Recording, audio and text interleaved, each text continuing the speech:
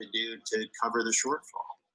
And if we're really serious about addressing, adequacy and funding shortfalls,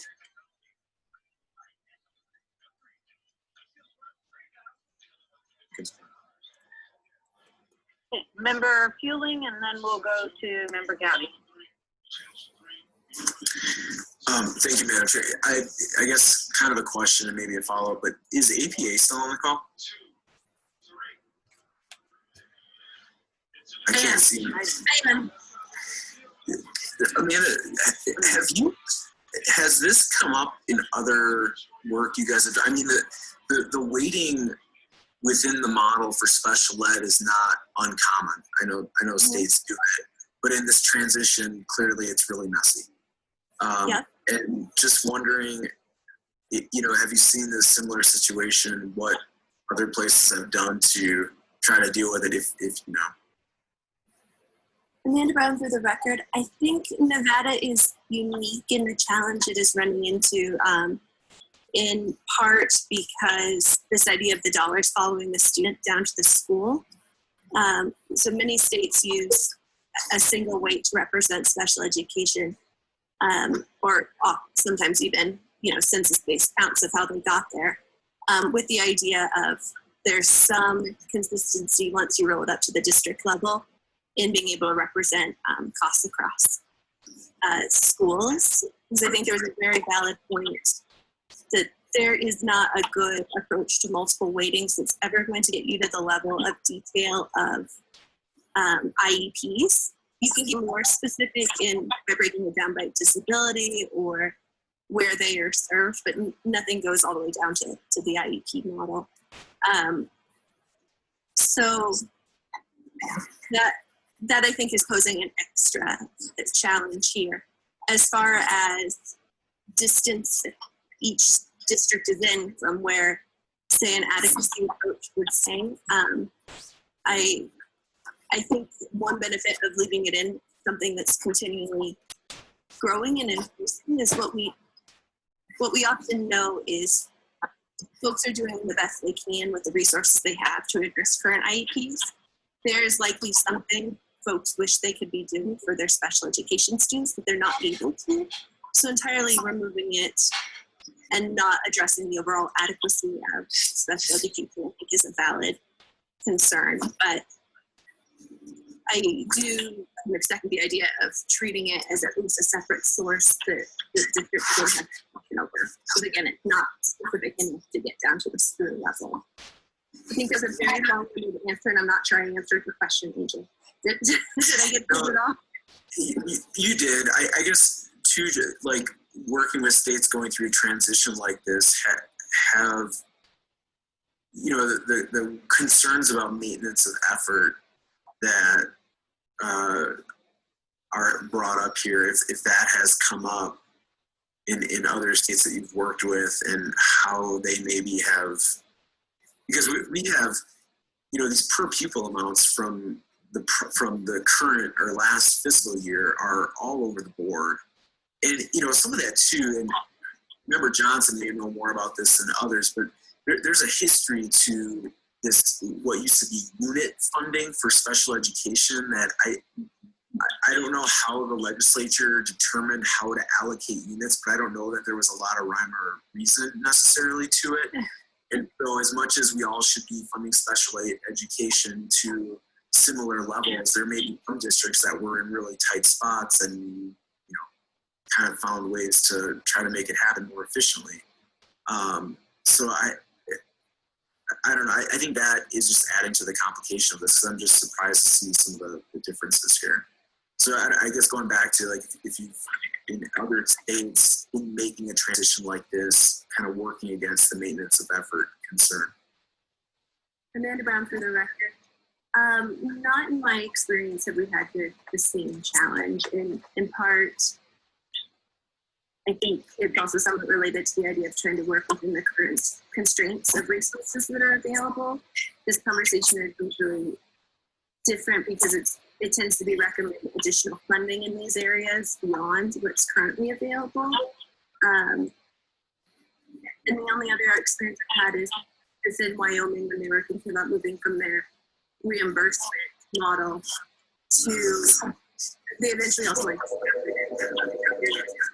to conversation around maintenance of effort in that capacity, but I can't think of another state off the top of my head that has wrestled with the same issue.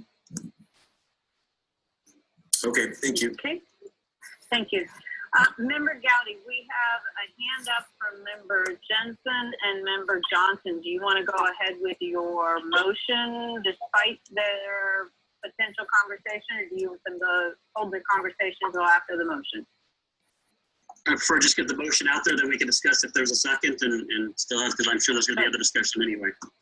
So I'd like to make a motion to move special education funding out of the weights and into a separate model.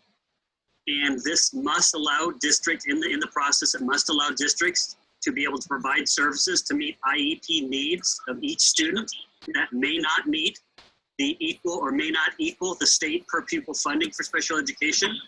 Additionally, this must maintain a goal for optimal funding based off the per pupil funding model. And additionally, I would also require that there be discussion to determine the actual amount moved into the special education fund, meaning is that just the state funded portion or is that the state and local funded portion? And that would conclude my I don't think they really can do that legally. Okay. Boy, you covered a lot with one motion, that's for sure. You tried to. So Member Jensen, do you still have a comment? Yes, thank you, Madam Chair. Member Jensen, for the record. I appreciate Jason's thoughts and his comment, and I don't necessarily disagree with them. I just struggle when I start hearing about NDE, and nothing against NDE, please know that, because I like the direction you're going, but withholding base funding. I can understand the weighted portion and that being put in a separate account, but I believe the schools just simply need to be held accountable for the difference for their maintenance effort, rather than having NDE pulling that. And I look at Clark County and what Jason's dealing with. If he's got the fixed amount, Jason's going to be held accountable for the difference to get up to 10,775. That's my struggle right now. I'm good with the recommendation. I'd be even more comfortable with it if it was just what's in the weights rather than the total maintenance of effort. Hold districts accountable for it and leave the rest alone.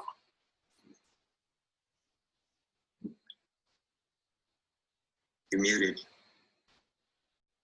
Thanks. Member Gowdy, in case you want to take that as a friendly amendment, contemplate that while I go to Member Johnson.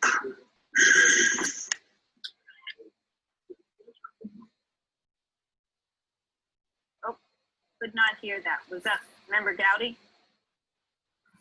No, okay, good enough. I heard someone talking, but it was garbled. Member Johnson? Thank you, Madam Chair. And I just want to thank AJ for bringing this up to kind of remind folks of the historical neglect that special education has suffered over the years because it has been treated separately and apart. And the per unit funding that we had before was supposed to exactly match the teacher workload based on caseload, special education caseload. And year after year after year, just like the base funding, that amount suffered a slow erosion over time to where it no longer resembled what it was supposed to fund. And my fear with pulling this out and having it be a separate thing is that it will suffer the same neglect. So as long as the motion that Jason made clearly ties this special education funding to the aspirational goals and objectives of equity and adequacy, then I am absolutely okay with his motion. Okay. Member Gowdy, did you want to address that statement? Because I believe I heard you tying it directly, but I want to make sure that you did too. So Jason Gowdy, for the record, I will add specific equity and adequacy, but I did say that maintain a goal for optimal funding on the based off the per pupil funding model, and we can say in accordance with equity and adequacy. So far as Member Jensen's comment, the comment I had was I would move for a further discussion on how to fund and whether it should be the state and local components that are part of special education now, or just because I don't know the answer.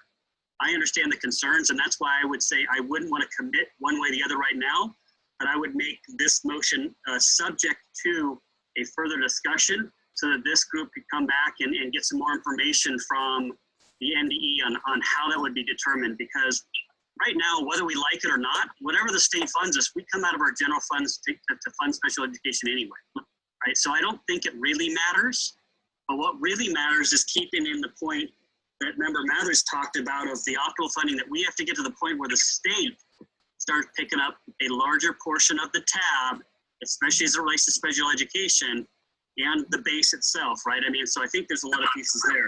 So I would happily add some language on the second piece, but I would prefer to keep my motion that we have, again, that's kind of an open component that we will decide later date as to how, whether that includes state and local or just state, because I'd like to get a little bit more discussion on that. Thank you.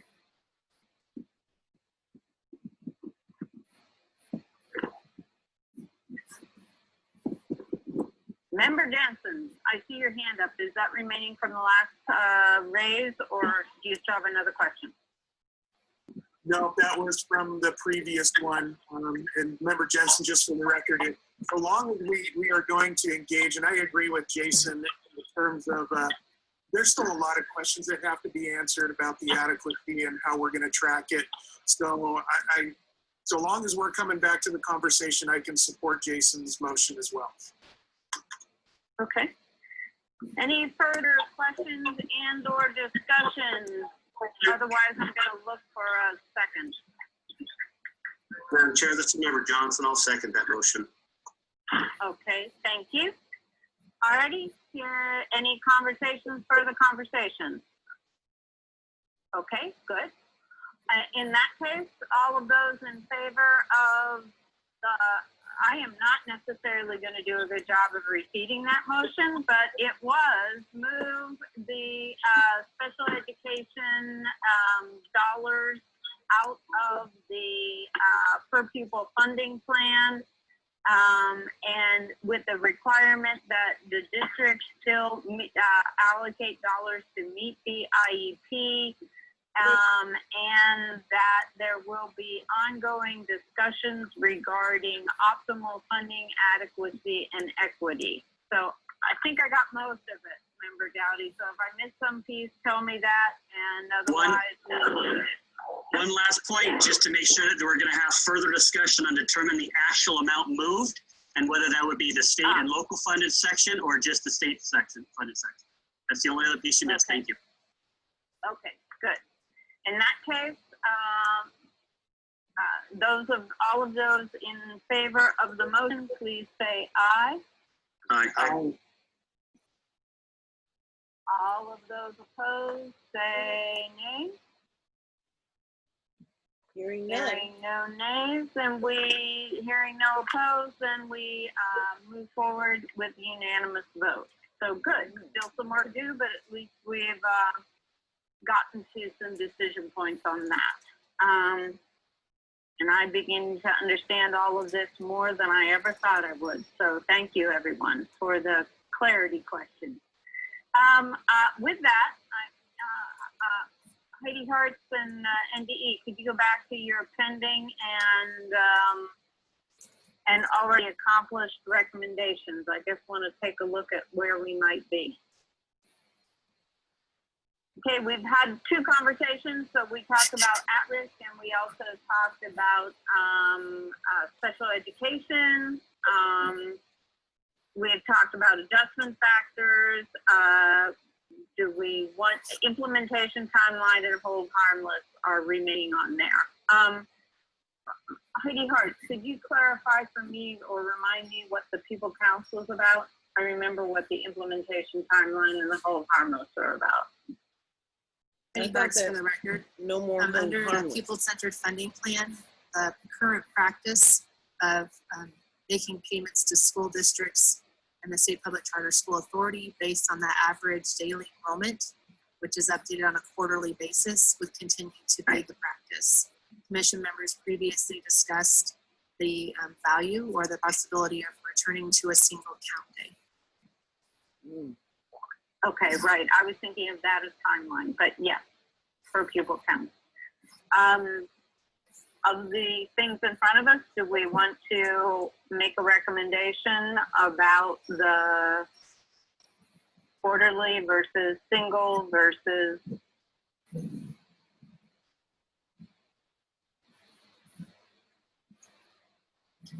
Madam Chair, this is Member Jensen. I was one that was advocating to return back to a count day. I think it makes planning easier for us, and as we're all exploring how the pupil-centered funding plan is going to play out, I think it would be easier for the clarity piece and the transparency if we're looking at a singular date to determine enrollment versus quarterly adjustments. But that's my take on why I wanted to see us at least consider going back to the count. Okay. Member Gowdy. Yeah, we have a significant challenge with a single count day in Clark County. The only time we could do that is if it's late in the year, and that would provide problems for everybody. Given the number of our students that come back later than what we would like, count days have not been accurate, and the whole purpose that the state went to the average daily enrollment is you actually get paid for every single day that kids are enrolled, not some single day that doesn't represent the other 108 throughout the year. Things happen. So I think that, we move to a model that allows us to actually pay people for the actual enrollment. I understand it's a little harder to plan, but it provides a more accurate funding model. And I think that's part of what we should be doing to move forward. And this would cause, I think, any group that has a significant change in enrollment after the count day would have a significant challenge. So, Member Gowdy, are you recommending that it sticks with the 4 average daily? I am recommending we stay with the way that it's written in the law. Okay, got it. All right. And let me see, we've got some raised hands. Member Gowdy, I think you had yours. Member Johnson. Yeah, thanks, Madam Chair.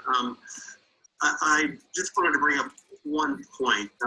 School districts basically have a fiscal period of 1 year. It's not 12 months like most corporations do. And the majority of expenses that we're going to incur in a fiscal year usually are determined before the school year starts. So your expenses are not as flexible as the revenue that you might receive on a quarterly basis. So, I mean, the quarterly basis sounds great if your enrollment increases from the beginning of the year to the end of the year. But in those instances where your enrollment decreases and you have less money, and you don't find out about that until the last quarter or the half year, it could create some financial adversity for school districts that are experiencing declining enrollment.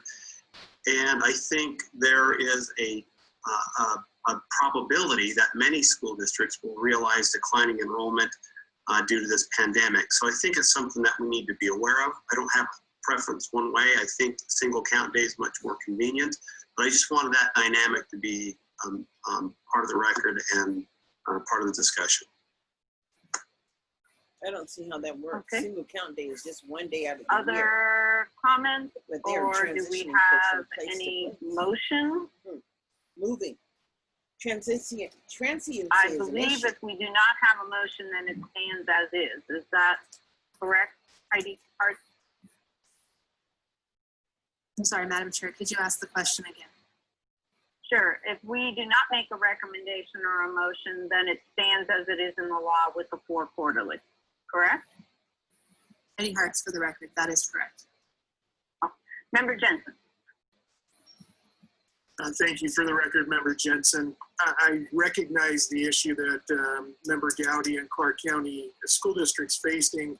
Would it be possible to, in any type of a motion, have some type of an ability that if there was a growth of X amount, that could be adjusted because I do recognize that Clark County is a growing district, but I appreciate Paul bringing up the issues that we deal with in districts that are going to be seeing or are seeing declining enrollments and the difficulty there. So I just share that to see if Member Gowdy has any thoughts. Yeah, yeah, thank you. You know, I appreciate that. I still get back to, you know, I think that, you know, going with the right number is always the right answer. I understand how easy the single count day is, but we should be getting paid and incurring expenses, you know, for what we actually get.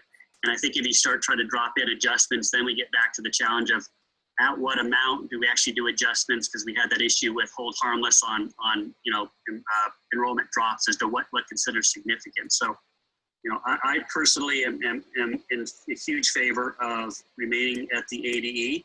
I believe that getting paid for the actual days of enrollment is the proper way to move. Okay. Member McIntosh. Thank you, Madam Chair. One, I just want to reinforce the concerns that Jason's articulated with staying with the ADE. My only question would be the timing of a count day, and even when CCSD isn't necessarily growing, the count day was never at an appropriate time to recognize when sometimes children actually enroll in school, and so you'd miss a whole component of students that sometimes wouldn't enroll until after Labor Day. And that was probably one of the larger issues, not so much that the district was growing, but the date of the count day was not an accurate point in time to capture the number of students that CCSD was actually building its budget around or its expenses around and educating these students that they knew they were going to have. And so you had all these fixed costs up front that you were budgeting for because you knew you were going to have this volume of students, but they didn't necessarily show up on that actual count day. And I would just be curious, I'm supportive of staying in the ADE and not moving to a count day, but what count day what day would we be considering if we went moved to a count day? I'm just curious, maybe that's to Member Jensen.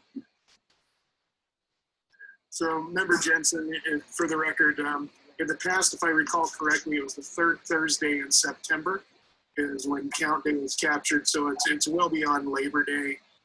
It is not a big issue, hill to die on for me. So if it's easier, well, not easier, if it is better for Clark County School District, I'm okay with staying where we're at. Member Fueling. Thank you, Madam Chair. So what about a count day that was the highest day of attendance during any given school year? Or highest day of enrollment during any given school year? So the thought being, I mean, usually, well, I don't know, it'd be hard for I guess budgeting purposes, but the declining enrollment piece, I understand. You know, you could lose 100 kids across your district, and if they're spread out across all sorts of grade levels, you may not be able to reduce staff. It is not a hill to die on at all. And I'm okay with ADE staying. It seems to complicate things for me, but maybe other people have figured it out better. Okay. We've got someone, Amanda Brown. Amanda Brown, I thought maybe I could see if I could offer something helpful in this area. There are a number of states that use more of a best of approach. There's no a highest count date for a given year. You can use a better of a 3-year average. You can do a weighted over a 3-year. You can do a better of prior years plus the current year. And in those ways, they go about addressing both declining and growing enrollment, because I know that's a concern on both ends. And then beyond that, what you use for the count day varies so widely from state to state. Even when they say they have a count day, many of them use multiple count days to get the highest number or over a period of time or the whole year. And so there's some ways you can think about doing kind of a hybrid of count approaches to make sure you're addressing both sets of needs. Okay. Member Johnson? Thanks, Madam Chair. Yeah, I just more a question practice in Clark County or largest school districts, what instructional staff or teachers or CERT programs and services, what expenditures do you actually incur if you do have increases in the last 2 quarters of the fiscal year enrollment? I mean, are you actually adding services and instructional staff and that type of stuff for special education students? So, Jason Getty, for the record, you know, we do have spring surplus where staffing changes can be made, and schools have the ability to add staffing essentially throughout the year as things become available, either through, you know, a lot of times they may sell preps or things like that, but they do have the ability within their own strategic budgets to make adjustments, and so they do that. We, as a district, you know, somewhat contrary to my you know, testimony, is that we use a single day to fund the schools because we don't yet have the ability to be flexible and change funding throughout the year. So we're still, as we move to a per pupil basis at the school level, we may be able to do that a little bit better. But currently, we use an enrollment day, and we struggle with that enrollment day every single year. The principals we have issues with because there are still a number of students that aren't enrolled and they move after, and how we do. So we end up making some concessions. So, you know, we still do what I'm recommending against, but that's because it's the only model we have right now, and we're moving away from it because I still believe that funding based off actuality, you know, I understand it would be great if we could all get funded on our maximum enrollment days, but I don't necessarily know that that's right. It might be easier, we might get more money, but it's, again, would be taking money for which we technically didn't have need. Now, that assumes adequacy in funding, which isn't there, so it's probably a moot point. But, you know, the schools still, Paul, they still are able to make changes throughout the year within their budgets, and that does involve staffing and administrative. So I think what we have as options that have been discussed so far is a single count day, is some kind of average that was suggested by APA, and then doing nothing, which leaves it at the 4 average count.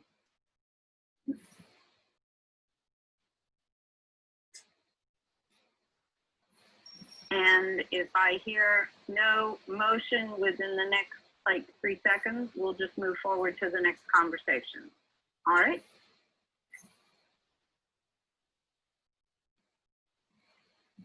Okay, moving on to the next conversation. And Heidi Hart, so I think that's the direction for you. Do you need anything else from us other than silence? Heidi Hart, on that topic. I understand what the intent is with pupil counts. Thank you. Thank you. Okay. And I think we are down to actually state education funds. Heidi Hart again, could you clarify the conversation around that topic real quickly? I think we hit it, but I'm not sure. Heidi Hart, for the record, I believe that there was some conversation about the state education fund at the last meeting.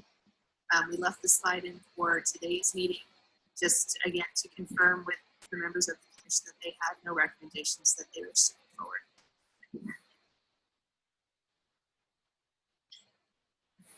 I believe we discussed it last time and essentially did not come to any consensus or motion for that. So, once again, unless I hear something, I will take the 5, 4, 3, 2, 1. Let me check my hands. No raised hands. Okay. All right. Then the 2 that raised hands. So this is Member Johnson. I just have to voice it. When we talk about the state education funds, there remains the concern about net proceeds of minerals. However, the counties that I'm talking to, we're waiting to see how this all plays out, have trust and faith that it's going to occur appropriately. So I just wanted to touch on it. I didn't think it was fair for me just to ignore this topic. So I just wanted to at least make that statement. And that's all I have, Madam Chair. Okay, thank you. And thank you for making sure that's in there, because I know it's an important component. Alrighty, I think we're down to the last two. One is hold harmless, the other is the implementation timeline. Any conversation around either one of those? I would just like to say, but do we have a conversation? Recommendation? Madam Chair, this is Member Casey. Member Casey? Yes, I have two parts to the hold harmless provision, if that's what we are going to next. The first is fairly straightforward in that I would make a motion that charter school students and university for the gifted and talented students are included in the hold harmless provision. This affects, it mostly affects charter school students outside of Clark County, but I think some of the effects of this formula could be devastating, almost to the point of shutting down some schools. And I don't know that that's our intent as a commission. And I believe they should be equally treated under the hold harmless provision. So I would make a motion that they are included in that provision. Okay. Do we have a second to that motion? I'll second. Okay. Member Mather seconds that. Okay, any discussion?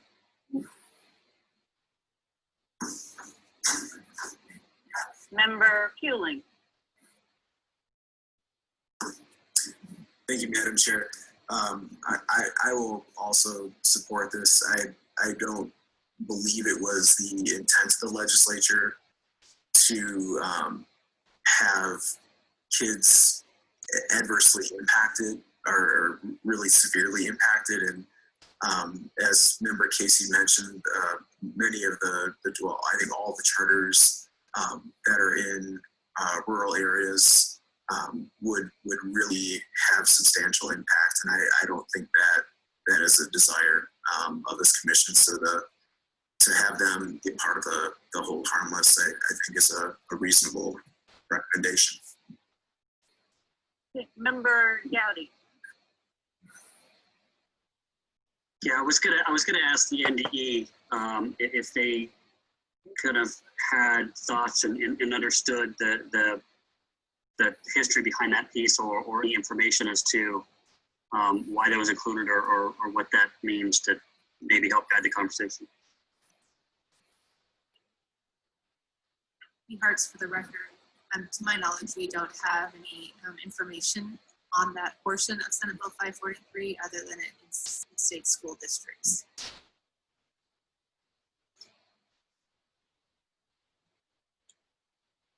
Wow. She didn't say what it meant. Okay. We have a motion on the table and we have a second. Any other discussion? We have a Dave Jensen hand up, and Member Mather and Member Gowdy. Is that from before?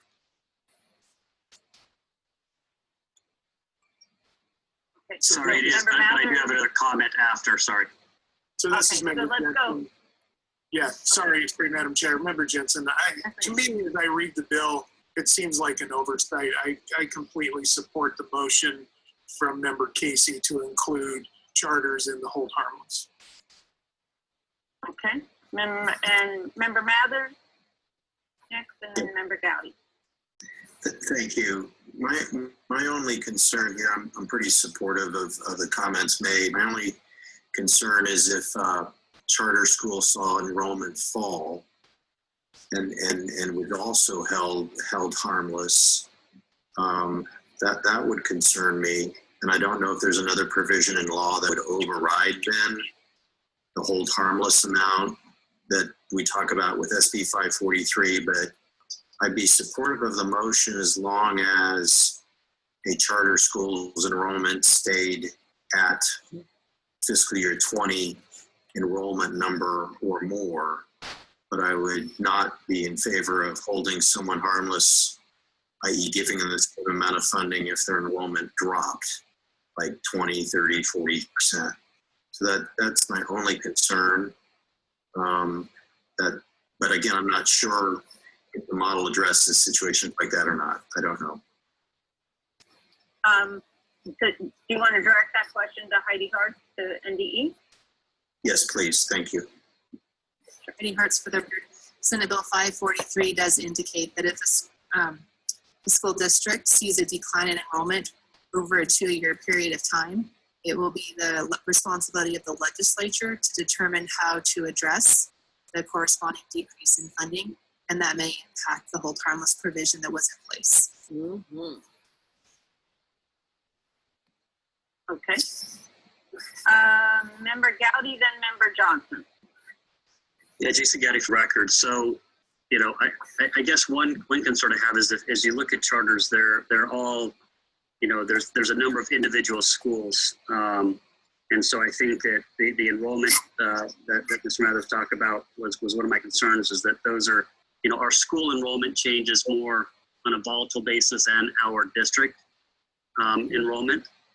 And so, and then the other piece is, you know, frankly, again, the point that I've made on hold harmless before is that, you know, 70% of the students in this state continue to be proportionally underfunded.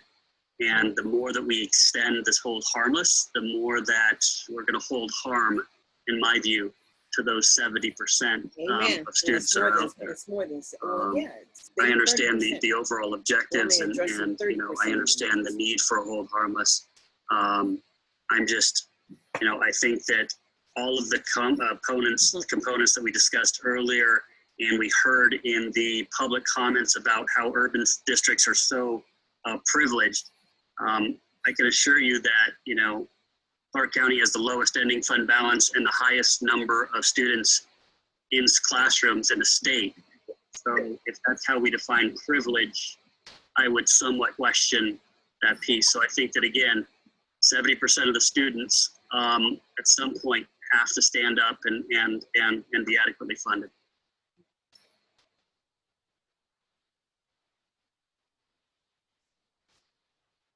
Okay. I believe we have Member Johnson and then Member Hobbs. Thank you, Madam Chair. As representing 0.5% of the student population of this great state of Nevada, and being from the 10th largest school district in the state of Nevada. And looks like, based on the results of the formula, probably being the most under financed according to all other states. I can agree that getting our fair share sooner than later makes sense. However, I do think that there's a fairness thing, and there is a difference between not getting as much money as you thought, having cut budgets. And I didn't know whether you would like to do this in 2 separate motions or not, because I don't want to cloud the issue that Dusty brought up as an issue. But had you planned on, or is this the forum where we would talk about a cost of living increase on the fiscal year 2020 amount? I saw it as 2 different. I see it as a question about whether or not charters should receive it at all. And then possibly another conversation about whether hold harmless, whether charters are in that or not in that, includes inflation or anything else. Okay, perfect. Thank you. Okay, good. Member Hobbs, did you have a comment about the motion on the table? I think it is. And I think Jason, you know, touched on what I've been contemplating here. You know, when you talk about the hold harmless, and I don't need to repeat the comments from a month ago, but you know, it's a much bigger philosophical issue altogether. We looked earlier at one of the tabs that Jeremy had up, which I thought explained the costs associated with hold harmless about as well as anything I've seen so far, and there absolutely is a cost associated with it. When you're talking about charters relative to the other districts around the state, it certainly seems very difficult to say that the charter should be treated differently. But I do think there's a broader philosophical discussion that, and I don't know that this is the time to have it, about whether or not hold harmless makes sense. I think it makes sense if you're on one side of the hold harmless argument And it makes absolutely no sense if you're on the other side of it. As I mentioned last time, we've spent considerable amount of time going through every nook and cranny of this formula to try to tighten it down and agree with it. And then somehow we get to the end of the formula and we have some concerns about the output of that formula. And the way to correct it is to, even though the formula says that District A should be getting this amount and District B should be getting that amount, let's make sure that we're not negatively impacting any budgets, which as a former CFO of a municipality, I have all of the empathy in the world for, but there really are two sides to this discussion. And fairness can be argued equally on either side of it. And I think we need to keep that in mind as we're talking about not only broadening hold harmless to include a broader array of those who would, Not I'll use the qualify. term benefit from hold harmless in this case. And as we migrate into any discussion that would expand hold harmless even further in those amounts that we saw that those that are on the bad side of hold harmless would have to make up over the next decade. It's a very difficult philosophical argument to have, and it really depends on what side of the ledger you happen to be. And I think we're going to get into that. But I do want to, I think Member Mathers, you have another comment, but I do want to keep it very tight to the motion on the table, okay? So if we can take care of the motion about charters, then we can get into the conversation that Member Johnson just talked about, which is hold harmless, whether or not inflation is there, and what our recommendations in general on hold harmless. So any other comments specifically on this element? Okay, I see a no, okay. In that case, we have a motion.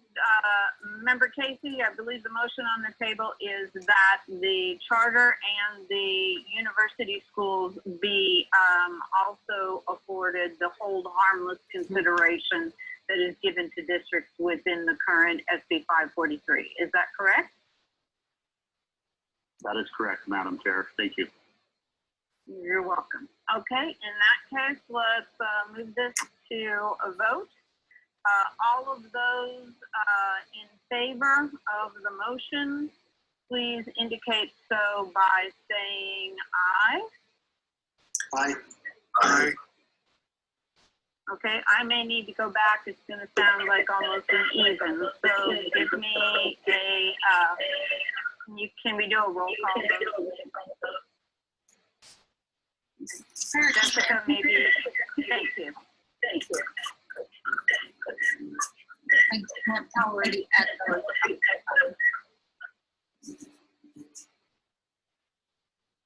Okay. Member Tuki? Yes. Member Fueling? Yes.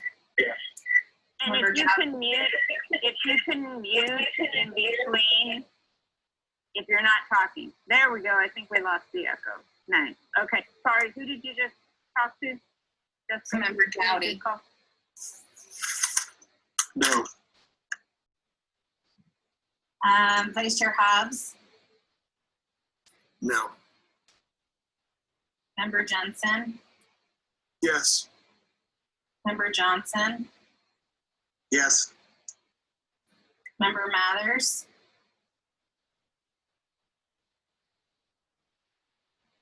Yes. Member Mather? No. Chair McCormick Lee?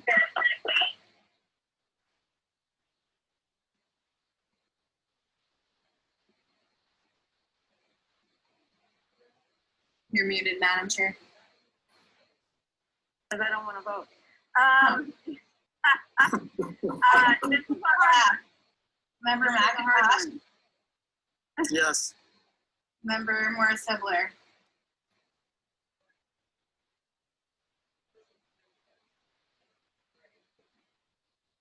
And Jessica, I'm going to say a yes on this. If we do hold harmless, I want to include everybody. That was that was not really intended to be an abstain. So Morris Hibler? Oh, wow.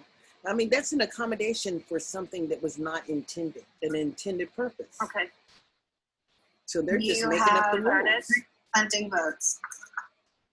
Okay, it looks like the motion passes, and now we get on to the even tougher piece, which is hold harmless in general. I do want to make a comment on our last, it looks like we may have someone's hand already up, and Member Gowdy, I don't know if that's remaining. I do want to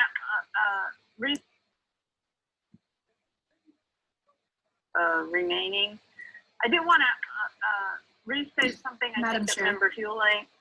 Yes? I'm sorry, Heidi Hartz for the record. We need clarification on the motion. When asked that charter schools be included in the hold harmless, we want to confirm that that was the State Public Charter School Authority, which represents all charter schools that are not district sponsored, or was that schools on an individual basis? Now, difficult. I guess I assumed those were part of the state. So, Member Casey, clarification on the motion, on your motion. Where is it? Individual charter schools. Member Casey for the record. Okay. Does anybody need to change? Madam Chair, this is Member Jensen. So Member Casey, would you go back? I don't think I heard your entire response. So you're talking every charter school, not just those under the State Public Charter School Authority? Every single one, even the alternative ones. Member Casey for the record. I guess maybe I misunderstood Medford's question. Is she asking whether it's the SPCSA in aggregate and total be held harmless, which isn't obviously under the hold harmless provision under the current model the way it looks? Or are we just asking individual SPCSA schools? I believe her question, and Heidi, you can certainly step in, but I believe your question was, is it any charter school or those charter schools that are under the board, correct? Heidi Hartz for the record. You were asking for clarity if it is the State Public Charter School Authority and its schools, or if it is each individual charter school Makes a under the difference. State Public Charter School Authority. Okay. In which Madam case, Chair, I think, yes, go ahead, Member Casey. I apologize. Madam Chair, Member Casey for the record. So it's my understanding in the model that all charter schools are included when we're looking at the beta version or the blueprint, are lumped together down in that bottom line of charter schools. That includes district-sponsored schools and State Public Charter School Authority-sponsored schools. So my motion would then, given that fact, would be to include all those schools who are in that lump sum in the model, which again, my assumption is that is all charter schools, whether they're district-sponsored or not, or state-sponsored. Okay, given the point of clarification, do we need to go back? I'm seeing nods that everybody believes they voted on what they voted on. So is there anybody who would like to revisit, given the conversation? Hearing none, let's get to the larger conversation about hold. Oh, go ahead. Sorry, this is Quinn. Sorry, I'm on the phone now, so that's why I can't hear you. Okay. Just to clarify, so is it a lump sum hold harmless, or is it a by school, each individual school will be held harmless? Are we getting charters like a district, or are we disaggregating charter districts into individual schools? Just to be clear. I actually think that's what Heidi Hart's question was, and I believe the answer from Member Casey was his motion was based on individual schools. I really don't know how they do that, because Whether they alternative be schools part are of failing the too. board, under the board or They connected want to to a hold them district. not harmless either. So I'm just going to observe that that's a level of hold harmless that is not extended to any other individual school in Nevada, which seems a little out of whack. Very out of whack. Yeah, this is Member Jensen. I'm still processing and thinking through that because using Member Poonam's response, that could happen for any one of our schools, and we can ask, is that an equitable treatment? So I am starting to reconsider that, Yeah, with all due respect to Member Casey. Right. So, I assumed it was the other way, so I'll bring it up also if someone else doesn't. Member Mark Mathers. Yes, thank you, Madam Chair. I mean, part of this might be a confusion of definitions. When we say each school, we mean each charter school entity. So for an example, we have a district chartered Coral Academy. They have 3 schools. They have an elementary and a middle and high. But when we say each charter academy, each charter school, it means those 3 schools together. It means the entity, the institution, the company, the LLC, whatever it is. Not, in that case, there's not a hold harmless for the elementary school and a separate hold harmless for middle and a separate hold harmless for high. So when we say each school, to me that means the entity, not a physical school. I hope that helps.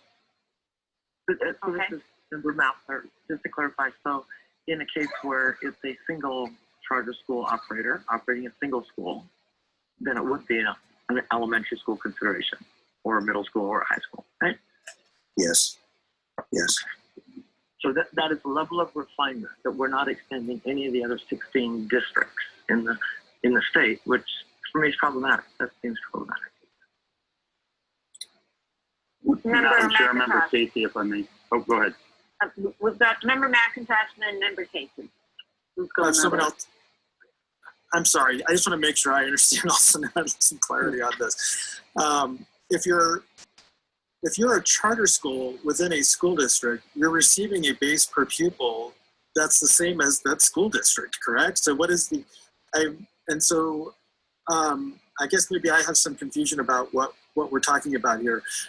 If you are a charter school here within the Clark County School District, you are essentially receiving the same statewide based funding as the Clark County School District, correct? Yeah. I mean, there might be some differences because you're not allowed these adjustments, but essentially you're getting the same funding as the school district you're sitting in, the charter school is sitting in. We're not extending to them the hold harmless if the hold harmless applies to the school district. That's what we're voting on. No, that's not. That's because that's not incorporated in the bill. Does that make sense? No. And I think that's what I was believing I was voting on. So to put it into Heidi's question, I guess I thought I was voting on the board, correct? And the schools that are under the board. No, you were voting on all the alternative schools. Because they're not necessarily connected to an individual district. Is that correct? Member Mathers. Well, Mr. McIntosh is right. I mean, currently under the Nevada plan, they get the same dollar amount, but going forward in the new funding plan, I guess I thought this is how it worked.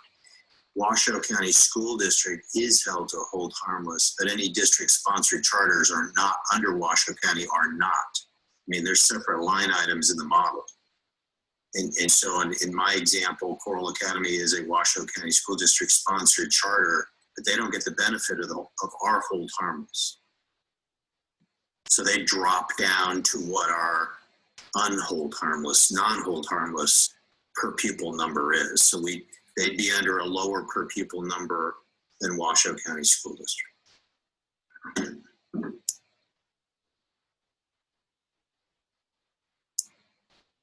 Jim, does that make sense? That makes sense. Thank you. Member Johnson, your hand is up. Yep. Thanks, Madam Chair. And there's 2 components that I think that charter schools get, just so that, because I've only heard that charter schools get the per pupil amount that the school district gets, which is part of it. They also get a per pupil amount based on what had been considered outside revenue, which is your government services tax and a portion of your property tax. And they also get special ed money. It's base plus a little bit, just for clarification. They get the special ed money if the kids are entitled to it. Not under the new funding.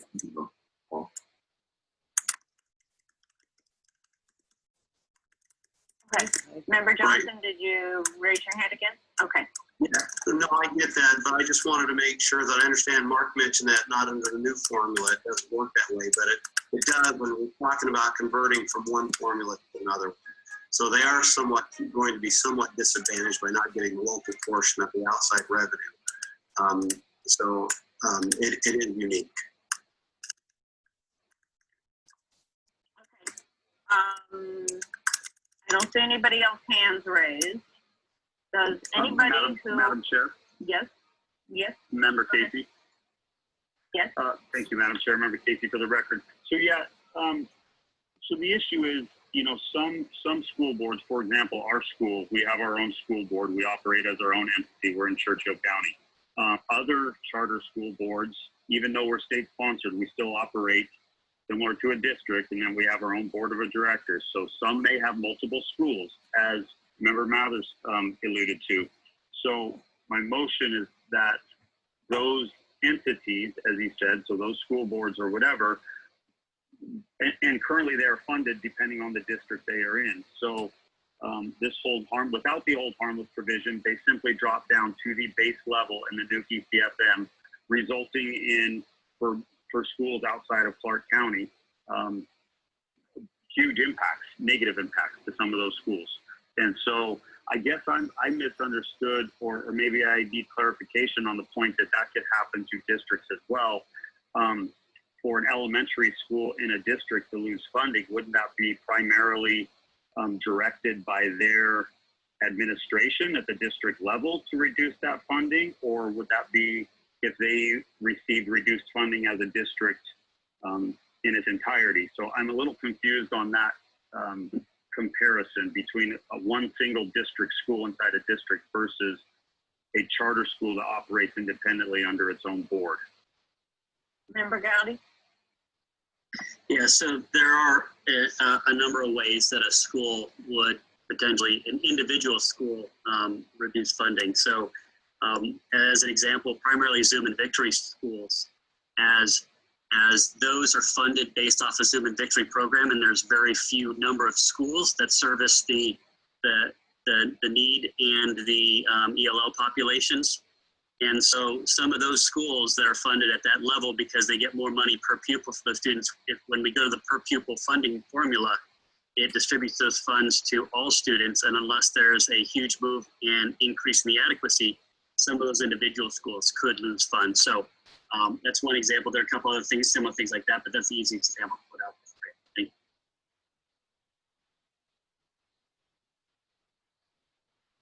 Other conversations on this? I'm going to revisit the vote. We've had a lot of conversations. And again, Mr. Gardner, if I'm going off direction, anybody who voted yes has an option to revisit. Member Casey, do you want to revisit the motion and or based on clarity on the conversation? Otherwise, we will move on.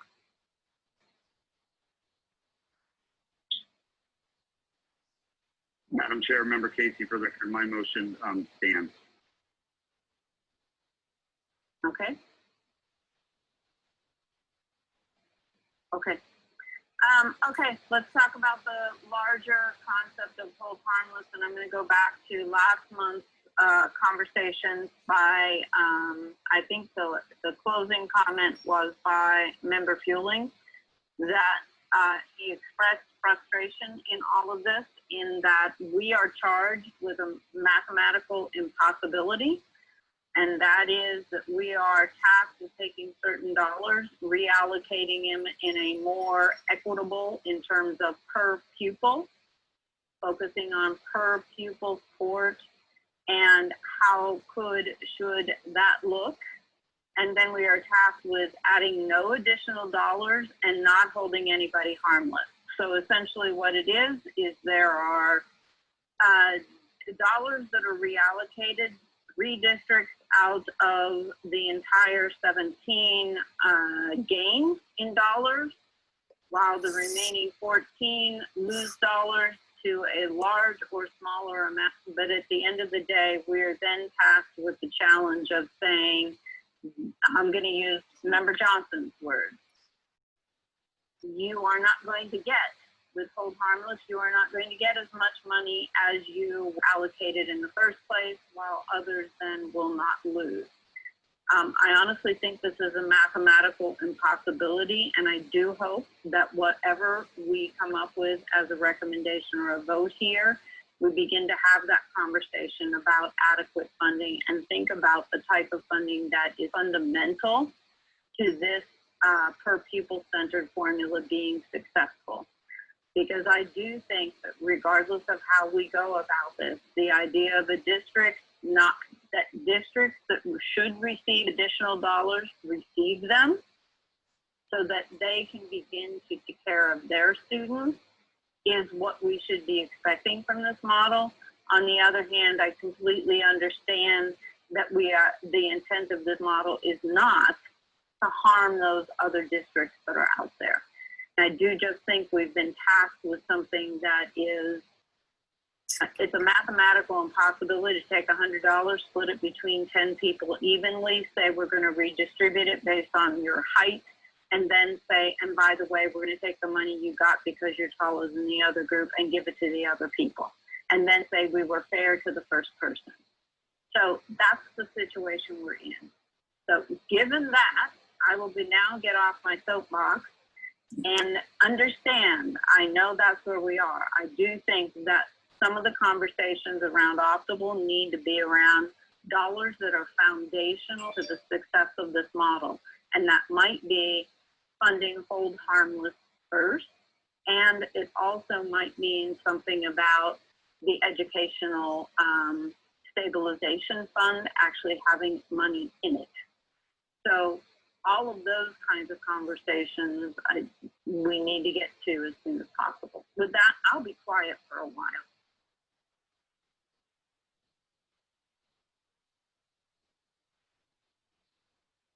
Morris Kibler, member Morris Kibler. Thank you, Madam Chair. I just want to repeat what I said earlier. I think it dovetailed on Member Fewling's comments that and I do appreciate you saying that we were here about the impossibilities of trying to make it less painful for some of the districts. But I have to say, based on what Jeremy Aguero showed us today, I have huge concerns over the hold harmless. And I think, again, I ask that we make sure that as we go into this vote and also submitting a report to the governor, that we must point out that there is some extreme challenges that we have not been able to address. That hold harmless is implemented along with the freeze. So I just want to put that out there. I know it's something we've talked about, and I get it. I don't have a problem with the pipe and the mechanism and all of that, but the reality is the reality. Okay. Other member Fewling? And then member Jansen. Member Fewling, was that, I couldn't tell if that was a quick hand or otherwise we'll go to member Jensen. Well, I could motion that the state add $2 billion to the education pot for adequate funding, but no, I did not raise my hand. Sorry. I'm seconded. Member Jensen. Thank you, Madam Chair. Member Jensen for the record. And I know that this is a difficult conversation that we have to have. I think the ultimate thing for me is we need to keep in mind that this is a redistribution of inadequate resources. And I know Member Hibbler just referenced that. Member Fewling has alluded to it, and so did you, Madam Chair. The point of the hold harmless is to allow districts that are going to be in this period of time where we're not going to see any additional revenues, while Clark County, White Pine, the other districts get their adjustment. We still are going to have to operate. The depth of the damage that could be implied or applied to school districts, if we just say we're going to grit our teeth, and we're going to impose the reductions, it will be devastating to rural school districts. And for that reason, I think that's why the legislators in their wisdom saw the need and the importance of at a minimum of a hold harmless. I'm asking this commission, please not to consider going a direction we say we're going to just grit our teeth again and impose the reductions. The devastation for the school districts that are going to be that are going to occur. I don't know how they're going to survive. I don't know how they could fund their staff. There's already been commitments due to timelines, which means school districts are already planning their staff. And I know that they've got a year to make that adjustment. I just don't believe that school districts could survive if we made those adjustments. Hence the need for the conversations about optimal and adequate funding. I hope that's where we go with this. Member Johnson, then Member Gowdy.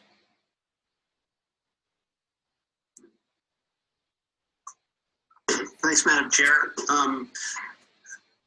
Yeah, you know, being on the end that would actually benefit from this formula, and being through these discussions back in 2006, when I feel that a change had been made at that time that would have redistributed funding. I don't want to repeat the same mistake. And although, you know, we want to get our money as soon as we possibly can, I don't want to disadvantage another school district. So obviously we would like to make some headway toward getting better parity with this formula, but I don't know that I want it to be at the expense of another school district.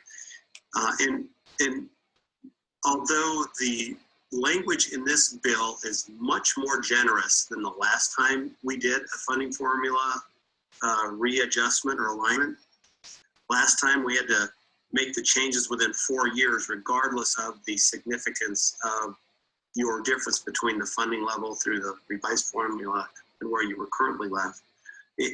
I still have a hard time holding school districts at a fiscal year 20 level for a long period of time, because that is a long period of time of sustained cuts that they're going to realize.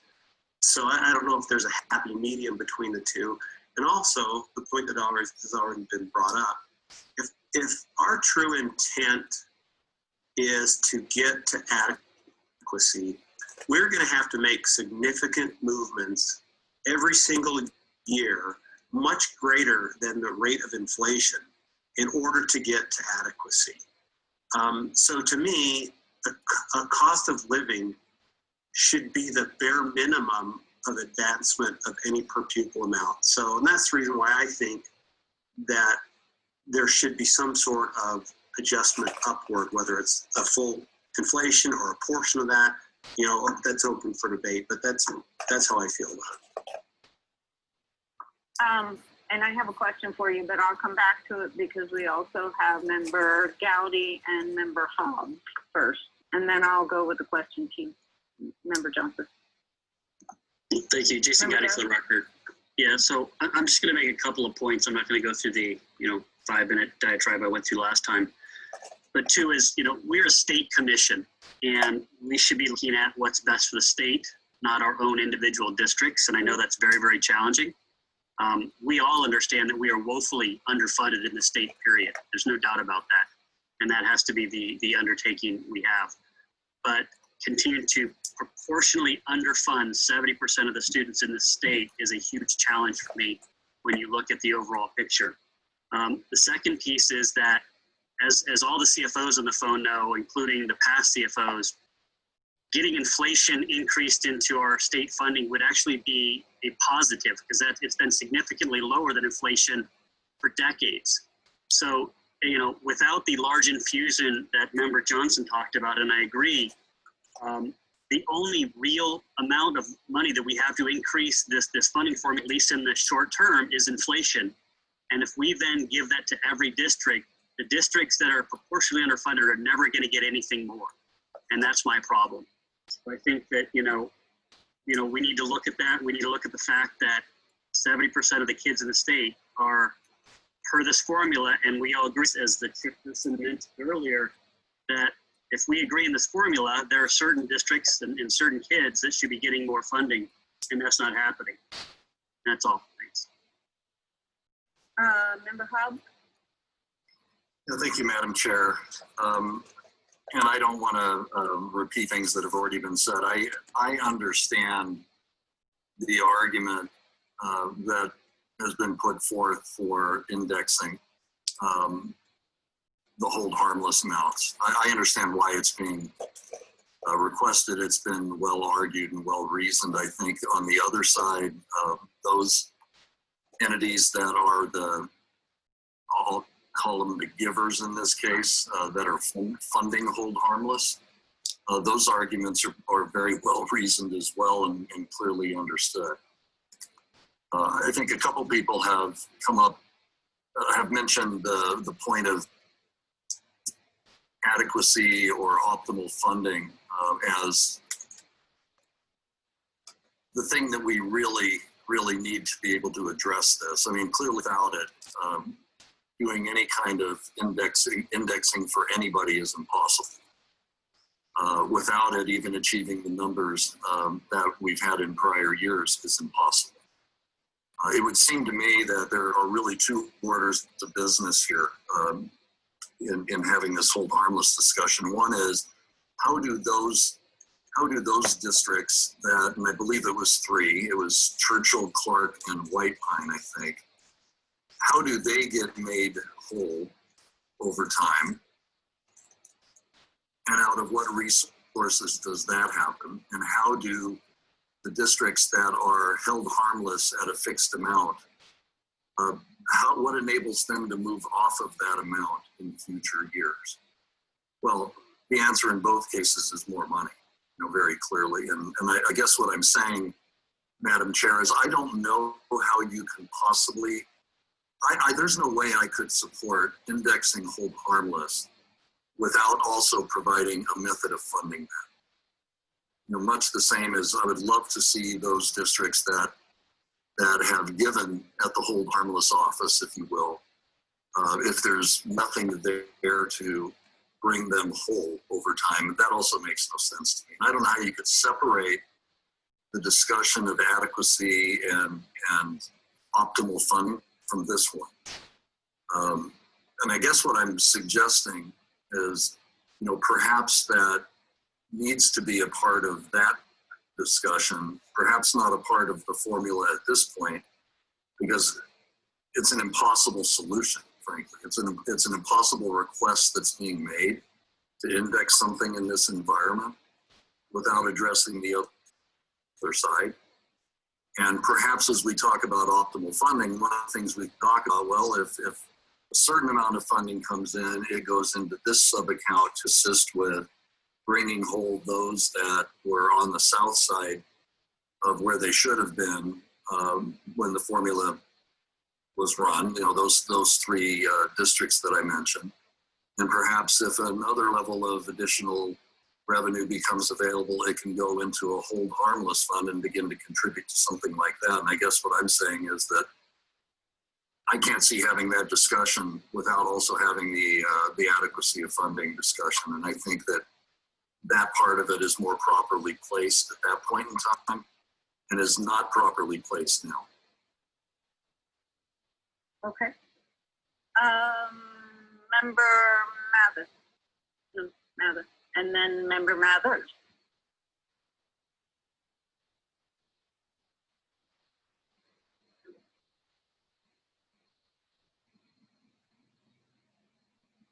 Poonam, we can't hear you.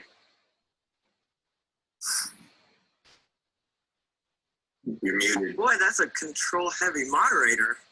I'm sure my kids would love to have that same control.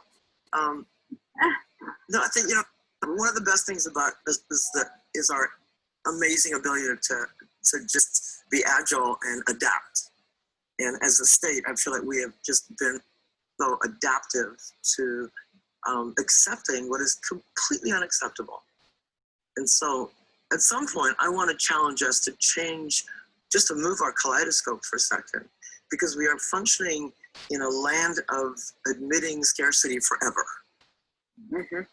And then it becomes relevant to get something that somehow makes us feel okay about something that is otherwise entirely unacceptable. And so I'm with camp that I think the legislature and SB 543 did a really good job, made an earnest attempt to be aware of the kind of intense risk that was represented for the rural districts by creating the hold harmless in the bill. To now adjust that, so I am very supportive of the hold harmless the way it is. To adjust that for inflation is something that would lose me completely. Because for me, it represents yet some adaptation, some acceptance of what we ought not to accept at all, which is the fundamental inadequacy that brings us into these conversations repeatedly. So I think that's it, because the contextual part of the impetus for SB 543 after 52 years was that, especially over the last 10, 15 years, the disparity between some districts and other districts in our state was night and day. There was a complete chasm between them. And if I look at the numbers of how many kids were at the low end of that equation, it was 70%. And so at some point, we got to get it done for 70 while not overly burdening or shocking 30. That's a real challenge. We got to get bolder in our aspiration to say, this is wholly unacceptable. This pain cannot sustain, not for the 70, not for the 30, and the only answer is to get more money flowing through the system. And so at some point, maybe what it takes, it takes what it takes to mobilize the will, which is a political will at the end of the day. We don't have political will within our purview of stuff we can affect. But I got to tell you that every one of these meetings, every time I hear public comment, all of the compelling testimony that we've heard over and over and over again, all roads point to ultimately the same solution. I think that's where we need to look up and go hard there, and give up the urge to try to make acceptable certain little adaptations along the way that simply prolong the scarcity. Agreed. And I think that ties back to what Member Morris Tippett was saying also. So I believe we've got one more person have their hand. Member Mathis, yeah. Yeah, I'll keep it real brief. I mean, I think there are two legitimate sides to the argument, but I think Guy made a really good point that I hadn't thought about before. And that was if a member of the commission makes a motion and the motion were passed that entailed greater costs, I think the law is pretty clear that we're supposed to come up with a new revenue source to pay for that. And so I would agree with Guy that it's probably best to push this issue off until we can fully address the adequacy issue, because I don't think we can make a motion to apply a COLA to hold harmless, which entails a greater cost than what's in the law now, without identifying a revenue source to go along with it. So I would agree with, I think, where Guy was going, which is we need to have this conversation down the line. Okay. Any other Madam Chair, this is Member comments? Casey. Yes, Member Casey? Thank you, Madam Chair, and Member Casey for the record. Yeah, it's unfortunate that we have to have this conversation, visualizing a world where we don't get adequate funding or even make a move towards it, and it's leaving us to fight over scraps. And I think Member Hobbs' point is very well taken. It's hard to separate out the issue without discussing adequacy. Just to give a little different perspective, maybe for some of these school districts that might be in the hold harmless provision, such as Washoe, or let's look at Elko County, but Washoe in particular, if they're in a hold harmless situation, let's say $28 to $30 million, that roughly equates to almost 3,000 students. So hypothetically speaking, they could grow by almost 3,000 students without ever receiving another dollar of revenue, unless I'm misunderstanding something about the hold harmless vision. That's multiple schools they could hypothetically build without ever getting another dollar of revenue. Elko County could be 1,600 students they could grow in that district without ever receiving another dollar. And that's not even discussing the inflation factor. So And somebody can correct me, Heidi, maybe if I'm wrong on that, but that's kind of another perspective. And I don't know if the intent of hold harmless is to help districts continue to operate. Well, it's one thing if they stay at the same enrollment, but a lot of our area in our state is growing. And so that could even devastate those counties further. And the last point I'll make is that, you know, a small increase for Clark County can be a devastating decrease for everybody else.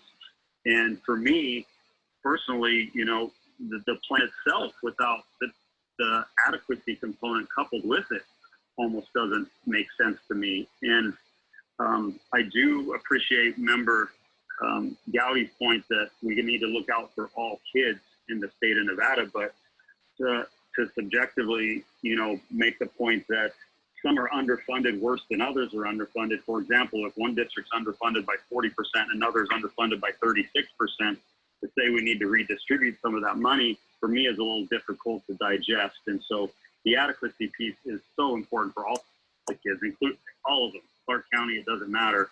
But those districts in hold harmless could be severely impacted if they continue to grow. And that's it. Thank you. Okay, any other comments?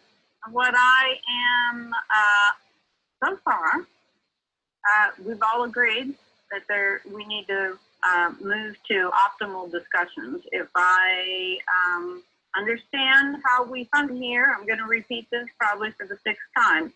If we take no action today, then the law will stand, or our recommendations will stand as they are already in the law. We won't be making recommendations at this time to change it.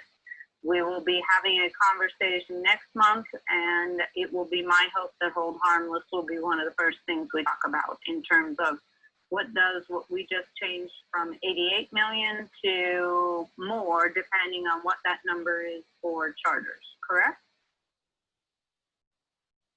So, Member Hub.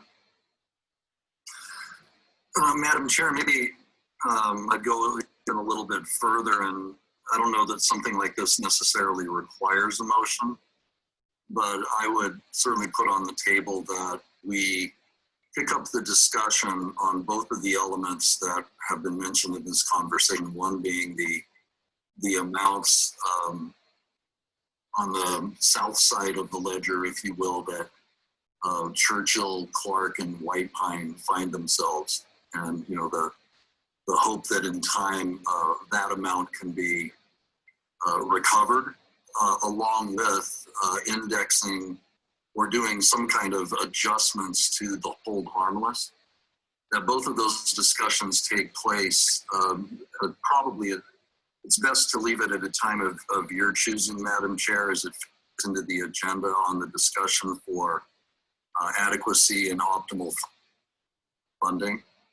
But at least by putting it into motion, I think that would mean that we would have to revisit it during those discussions. Okay, and I'm not sure that needs a motion,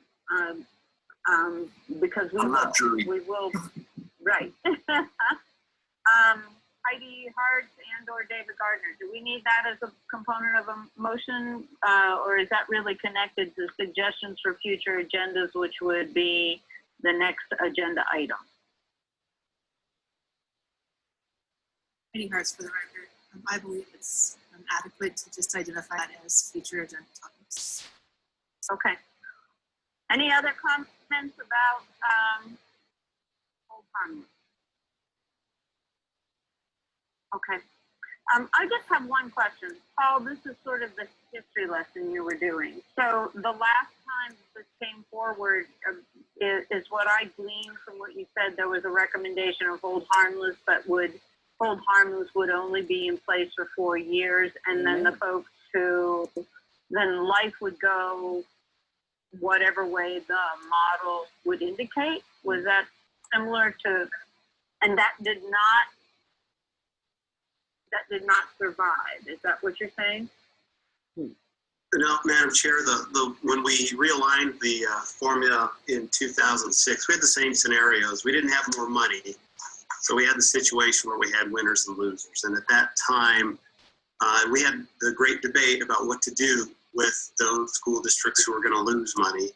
And it was decided that the positive and negative impacts would be phased in over 4 years in order to, I guess, reduce the impact in the short term. Oh, you're starting to phase in and out. You're starting to phase in and out. Wait 1 second. Wait for it. Okay, try it again. So the challenge that we had was to phase in the losses basically for those school districts who would have less money over whatever period of time. So we originally discussed 2 years, which was too abrupt for everybody that was talking about that. So we settled on 4 years and realized that that was going to be painful, but we did those changes in percentages. First year was 10%, second year was 20%, 30%, 40%, so that the largest impact was furthest away from implementation. So that's kind of how we did it back then. We had other discussions about moving entities from one grouping to another grouping because they seemed more similar with a different group, but that created large discrepancies in per pupil amounts across the board. And we didn't have enough information to make those changes.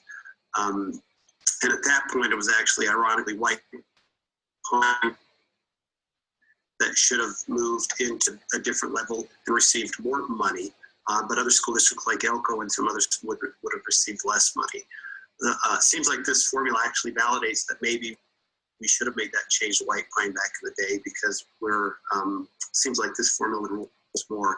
But that's kind of the context I was trying to provide. Okay, further And down that the road, didn't this really work. this maintenance. I'm talking about the maintenance and effort. And We actually did, a decade ago. what they Okay. did a long time ago. Thank you. Consultation with me. Thanks for that clarification for my answer. Alrighty, if no other discussion on hold harmless, which I see one raised hand. Poonam, is that from before, or do you have another comment? No, Okay. that's sorry. Thank you. Hearing no other comments about hold harmless, last chance for any other recommendations. We've gone through the list, I believe, that was provided for consideration. If there's anything on that list or after looking to the Word document, is there anything you'd like to discuss in terms of recommendations that should be put forth now?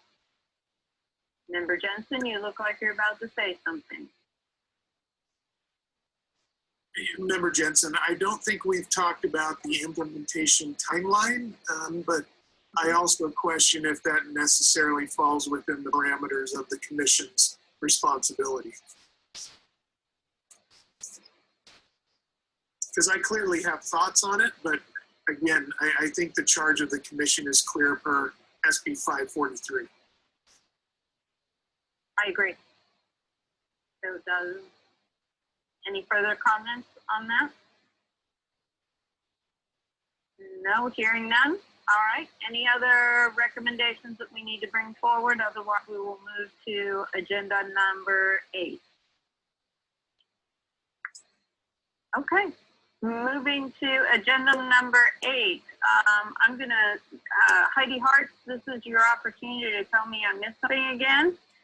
So for future meetings, we, for the commission, will be taking, first of all, there'll be one-day meetings. So the idea that we're going to meet on Thursdays and Fridays, that will no longer occur.